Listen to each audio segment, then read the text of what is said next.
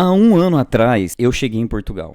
A Europa me recebeu de braços abertos. Eu cheguei em Portugal com o visto de procura de trabalho. Há 6 meses atrás eu expliquei isso em outro vídeo de como é o visto de procura de trabalho. Existem várias pessoas aqui especialistas que falam sobre os tipos de vistos e tudo mais. E na época eu falei muito sobre se vale ou não a pena fazer uma mudança para Portugal, se o custo de vida está valendo a pena aqui em Lisboa, né? Alimentação, moradia, o estilo de vida, qual estilo de vida tomar, se um estilo de vida mais da cidade ou um estilo de vida mais do interior. Falei sobre diversos aspectos da vida de um imigrante aqui em Portugal, isso com 6 meses de trajetória.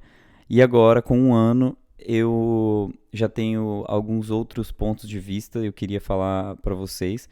Esse vídeo vai ser um pouco um fechamento das minhas percepções sobre a vida de imigrante aqui em Portugal e na Europa como um todo. Então, eu vou fazer esse vídeo um pouco como encerramento de ciclo desse canal, não encerramento do canal, mas encerramento dessa parte mais de imigrante, essa questão toda de sair de onde eu estava para onde eu tô, esse olhar um pouco mais turístico sobre as coisas, ou né, migratório sobre as coisas. Mas eu queria fechar com um vídeo um pouco mais estruturado para falar sobre algumas coisas que eu penso. E, em paralelo com as minhas perspectivas pessoais aqui de um ano de vivência de Portugal, eu vou falar com o meu correspondente, que vai fazer uma abordagem do livro que eu acabei de ler, que é o Estranhos à Porta, do Zygmunt Bauman, que é um sociólogo, filósofo político, de um ponto de vista mais sociológico e talvez de um ponto de vista mais estruturante da coisa e não só pessoal. Porque eu acho que quando a gente individualiza, a gente acha que toda a história é possível, tudo é possível fazer, mas não é bem assim. As coisas estão bem complicadas para a situação migratória.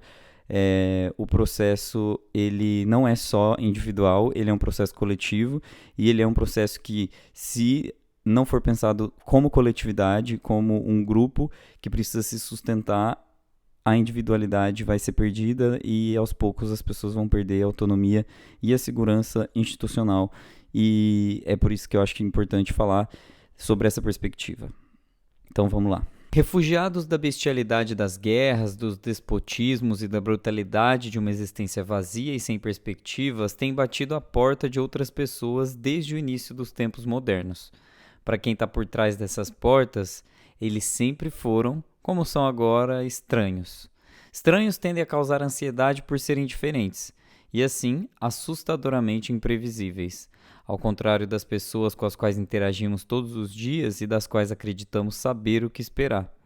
Pelo que conhecemos, o influxo maciço de estranhos pode ser o responsável pela destruição das coisas que apreciávamos, e sua intenção é desfigurar ou abolir nosso modo de vida confortavelmente convencional.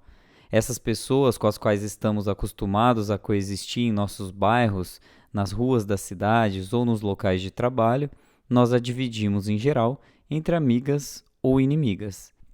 Então é assim, aqui na Europa, especialmente eu vou falar da minha vivência aqui em Portugal, a questão da imigração e o tema da imigração como um problema discursivo, ele já é uma realidade, é uma questão muito maior do que outros temas, por exemplo, da saúde, da economia, da infraestrutura, enfim, de todos os outros problemas ou de todas as outras situações que podem ocorrer com o país e com as relações com a população desse país, né? O problema social da imigração e o peso que a imigração tem para Portugal hoje é um tema que ele supera todos os outros temas discursivos. Então, os políticos falam muito sobre isso, as pessoas falam muito sobre isso na rua, os outdoors, os banners, as comunicações políticas na rua falam sobre isso. Então, o tema, ele superou um pouco a narrativa e ele está, assim, no palanque. Todo mundo está falando sobre isso. Isso é um fato. A imigração se tornou a queridinha discursiva. Então, os europeus, as pessoas aqui que moram na Europa e que já tinham esse estado de bem-estar social garantido, né? A Europa traz muito bem essa questão do estado de bem-estar social desde a formação da União Europeia. Então, toda essa questão de unir os esforços de infraestrutura, econômicos, sociais, para que a população se sinta bem, confortável, tenha alimento de qualidade, tenha casa de qualidade, preços justos para as coisas, enfim, que a sociedade conviva em paz e harmonia, enfim, como aquele panfleto lá da Testemunha de Jeová. Isso é um mote europeu. Então, quando tem um fluxo migratório para cá, as pessoas se assustam. Elas falam, poxa, isso pode ser a causa principal de eu perder um pouco da estabilidade que eu tenho com relação ao bem-estar social que, por muito tempo, foi garantido pelo Estado. Ou, no caso da União Europeia, o conjunto de Estados. Vou falar sobre algumas outras coisas, mas eu acho que esse é o principal ponto de dor aqui para os europeus. Bom, então ok, nós encontramos aqui então a dor, que é a perda da segurança, da liberdade, dos preços justos, da empregabilidade, enfim, de tudo que tem de bom aqui de um lado, versus o causador, o agente disso tudo. Quem que é o agente? O imigrante, porque se você tem um fluxo migratório que colocou em risco tudo isso, né, nós encontramos a causa e o efeito. Né? Quem é a causa? O imigrante. O efeito, desestabilização de tudo que eu tinha de bom aqui nessa esfera social e econômica. Ok, então, quando você encontra essa causa operante, você já consegue detectar o mal e destruir o mal. O que é que precisa ser combatido? Quem que precisa ser combatido? O imigrante. Essa lógica distorcida, a mentalidade por ela gerada e as emoções que ela libera fornecem campos altamente férteis e nutritivos que atraem muitos políticos em busca de votos para neles se alimentar. É uma chance que um número crescente de políticos detestaria perder. Um parênteses importante que eu queria fazer aqui, com relação aos tipos de imigrantes, né? Porque existem os imigrantes de guerra e existem os imigrantes econômicos. E eu estou aqui na categoria de imigrantes econômicos, né? A pessoa que sai do país de origem, que tem uma situação um pouco mais pobre, apesar de que, assim, o Brasil, nesses termos, ele é um pouco... A discussão pode ser um pouco mais aprofundada aqui na relação Brasil-Portugal. Mas, enfim, existem essas diferenças entre o imigrante econômico, que eu posso estar ali encaixado em determinado esfera desse tipo de imigrante, e existe o imigrante de guerra, né, que é o imigrante que sai de zonas em que os estados estão completamente falidos, em que a guerra tomou conta do país, eles não têm lugar para morar, a situação é de completa instabilidade, então eles saem para sobreviver, né? Que é aquela figura clássica do imigrante que chega de barco na costa de uma praia turística da Europa aqui. Então, assim, esse foi o horror, né? A cena, nós temos medo dessas pessoas. Criou-se aquela lógica de que é preciso ter medo dessas pessoas estranhas que chegam num território que até então estava completamente pacífico dentro da normalidade. Então existem esses dois tipos de imigrantes, cada um vai ter um grau de vulnerabilidade, cada um vai ser tratado de uma forma diferente dentro dessas castas que são criadas, né, para identificar o imigrante. Cerca de 1 milhão de jovens muçulmanos vive atualmente em cidades francesas, mas dentre eles apenas cerca de 1.000 foram registrados como suspeitos de conexão com terroristas. Da mesma forma, na opinião pública francesa, todos os muçulmanos, e entre eles particularmente os jovens, são vistos como cúmplices de crimes cometidos sem a sua presença. São considerados culpados antes que qualquer crime tenha sido cometido, compartilhando assim a corrupção e a delinquência genéricas de seus irmãos de fé, e se tornando um escoadouro conveniente para os medos e o ódio públicos, independentemente de suas próprias intenções e dos valores que possam ter escolhido, bem como da honestidade e do entusiasmo do seu desejo de se tornarem franceses, e de como trabalharem para isso, mais do que no sentido formal de portarem passaportes correspondentes. Então essa situação toda tem muito a ver sobre como a globalização permitiu que essas sociedades modernas convivessem com o diferente, né? Porque isso tudo foi uma busca da humanidade, a busca por acessar novos territórios, a busca por ir atrás de outras culturas, a busca por se conectar com outras partes do mundo. E aí quando você chega em um mundo que não há mais onde explorar, não tem mais para onde ir, essas culturas, essas pessoas, elas precisam conviver de uma forma um pouco mais mesclada, porque as tensões, elas vão apertar de um lado e se aliviar de outro, e aí vai ter sempre pesos e contrapesos para fazer com que essa dinâmica globalizada funcione. Só que o problema não é o imigrante que sai do lugar dele e vai para o outro país, seja o imigrante de guerra, seja o imigrante econômico. Por quê?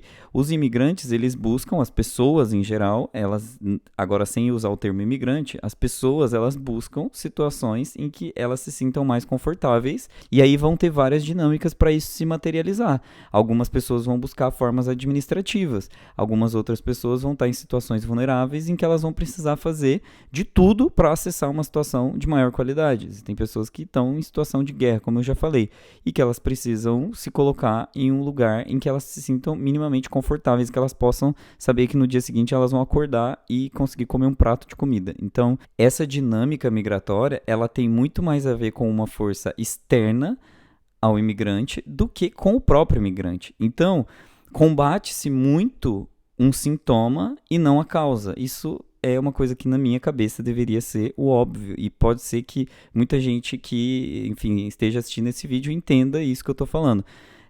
Não se combate o imigrante, não se atinge o imigrante, não se ataca o imigrante de uma forma direta. Ataca-se as estruturas de poder que permitem com que, enfim, uma guerra aconteça ou que uma situação de vulnerabilidade econômica aconteça com outros países e tudo mais, né? Porque, se vocês não sabem, nós temos organizações internacionais que foram criadas com o objetivo de preservação da sanidade do mundo. Então, é como se a gente estivesse descartando tudo isso, descartando a possibilidade de conversa sobre quais são os temas relevantes e quais são as propostas. Não vai ser fácil, mas buscar propostas relevantes que façam com que o caos do mundo seja atenuado para que as pessoas possam viver dignamente em todos os lugares do mundo. A gente está indo por esse caminho do ataque ao diferente, ao que chegou como estranho, ao corpo estranho que deve ser eliminado e tudo mais. Então, essa linguagem, essa forma de ver o mundo, essa ótica, ela é extremamente perigosa, porque você vai chegar num momento em que você vai ter um desdobramento violento sobre, já está tendo, né, um desdobramento violento sobre tudo que tem a ver com a questão migratória. E olhar por essa ótica mais coletiva é importante, porque muitas vezes nós tentamos nos defender de uma forma mais individual, do tipo, não, mas eu sou brasileiro e, como eu sou brasileiro, eu tenho um acordo com Portugal, o meu governo tem um acordo com Portugal que facilita o meu processo migratório. Não facilita, ele é só um pouco mais fácil do que o processo migratório de quem vem de um outro país que não tem um acordo ou que tem uma relação, que tem uma situação de guerra e que precisa se asilar aqui. Então, depois de destruir uma alteridade, depois de segregar aquele diferente que veio de um país de guerra, o próximo passo é segregar aquele que tem uma outra diferença que não seja de guerra. É uma diferença qualquer, porque o discurso hoje, ele é muito pautado na questão do sangue, na questão da origem pura, e a gente já viu onde é que isso aconteceu, entende? Então, eu não entendo o porquê as coisas... Eu entendo o porquê, porque esse vídeo todo foi um encaminhamento do porquê, né? Mas vamos tratar a causa e não o sintoma, sabe? Tratar o sintoma, no meu ponto de vista, seria abrir espaço para o diálogo e entender a diferença e começar a colocar tudo isso que já veio e tudo isso que já efervesceu na sociedade europeia dentro do que já está posto, sabe? E não fora, porque não é possível você criar uma harmonia social com essas câmaras de eco, com esses espaços em que não há comunicação e cada vez mais diferença é pautada. Então, você vai criando espaços de conflito, campos minados, em que não há espaço para conversa, não há diálogo e vai abrindo margem para violência. E cada vez que passa, cada dia que passa, isso é mais possível, porque a gente precisa ir para algum lugar, né? A gente precisa... Aí o lugar... Volte para o seu país. O lugar que você tem que ir é voltar para o seu país. Isso é regressão, né? Isso é um discurso que regride a lógica estruturante do mundo, a lógica da globalização, a lógica da diferença, da lógica de entender a alteridade e assimilação do outro. Eu acho que essa lógica, ela... Então, cada um volta para sua caverna, cada um volta para o seu estado de natureza e a gente volta a disputar espaço por um pedaço de laguinho e mata todo mundo com a faquinha feita de osso. É uma coisa meio volta, né? Volta ao que era antes. O antes era melhor, o que era passado é mais nostálgico. Para onde vai? Para onde vai isso, né? É só uma regressão nostálgica de uma ideia do que eu vivi, do que era muito bom. Será que era tão bom assim, sabe? Será que talvez era, mas não é mais. Então a possibilidade agora é só do futuro, sabe? E não da regressão. Enfim, tô viajando já. Eu acho que no fim das contas, a mensagem que eu quero passar é que não há muito o que se fazer em termos individuais, porque as pessoas muitas vezes elas falam assim, ah não, mas a minha situação migratória está muito garantida, eu sou um imigrante legalizado, não sei o que lá. As margens vão se abrindo para te deslegitimar como imigrante. Muita coisa vai acontecendo em termos da lei, em termos de brechas da lei, e talvez até coisas inconstitucionais vão acontecendo dentro das estruturas do Estado para que esse apagamento seja feito. Então, o que antes era 5 anos para você se tornar um cidadão, passa a ser 7, passa a ser 10. Caso você tenha a cidadania, mas cometa um crime tal, XY, você pode perder a cidadania. Então, tudo vai, tudo vai entrando em suspensão. Tudo pode te colocar numa situação de vulnerabilidade e você se torna esse eterno indivíduo com medo. Às vezes pode soar um pouco apocalíptico ou dramático demais, mas olha para o mundo, sabe? Olha o que está acontecendo com as estruturas migratórias. Olha o que está acontecendo com o imigrante, como pessoa, como indivíduo. E como eu fiz um ano de Portugal, eu resolvi fazer uma espécie de vídeo manifesto aqui para eu me lembrar que um ano de Portugal, um ano de imigrante é de muita reflexão, sabe? É de muita... acontecem muitas coisas na sua vida e você precisa ficar atento não só com o seu cuidado pessoal, mas também com o que acontece no mundo. É preciso um pouco, sim, dessa visão mais complexificada do mundo, mais totalizante do que é o processo imigratório. Totalizante é a palavra certa? Não sei, mas eu acho que deu para entender. É isso. Fiquem bem, se cuidem. Um abraço, comentários, porque eu acho que essa discussão não acaba. Eu quero saber o que vocês acham. Se precisar que volta para minha terra, escreva ali.